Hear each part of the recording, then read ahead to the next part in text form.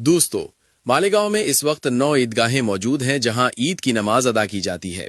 आज तारीख मालेगांव के 9वें पार्ट में हम मालेगांव की पहली ईदगाह के साथ साथ तमाम ईदगाहों की तारीख पर नजर डालेंगे।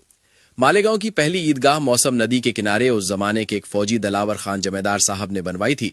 26 अगस्त 1816 को काजी सैयद मीर यूसुफ अली साहब की इमामत में पहली ईद की नमाज अदा की गई।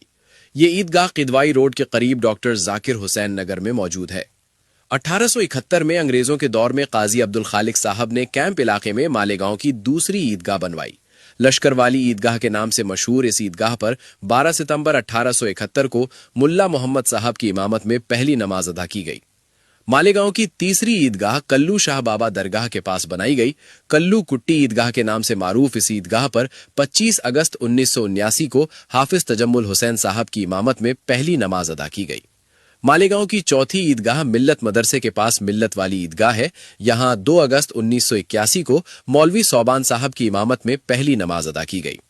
23 जुलाई 1982 को अब्दुल्ला नगर में मुहम्मदिया ईदगाह शुरू हुई।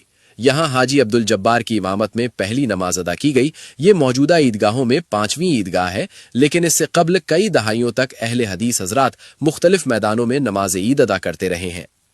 अहमद अशरफी ईदगाह मालेगांव की छठी ईदगाह है। शहर के शुमाली हिस्से में दयाना से करीब दरे गांव में वाक़ इस ईदगाह में पहली नमाज 3 मार्च 1995 को सरकारे कलां के पिसरजादे सैयद अहसन मियां की इमामत में अदा की गई।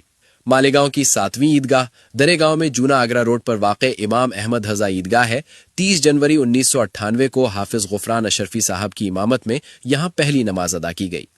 सौंद गांव में वाक़े मुफ्ती आजम ईदगाह मालेगांव की 8वीं ईदगाह है। 20 अगस्त 2012 को मौलाना सैयद आसिफ इकबाल साहब की इमामत में यहां पहली नमाज अदा की गई। सरकारे कला ईदगाह मालेगांव की 9वीं और अब तक की आखिरी ईदगाह है।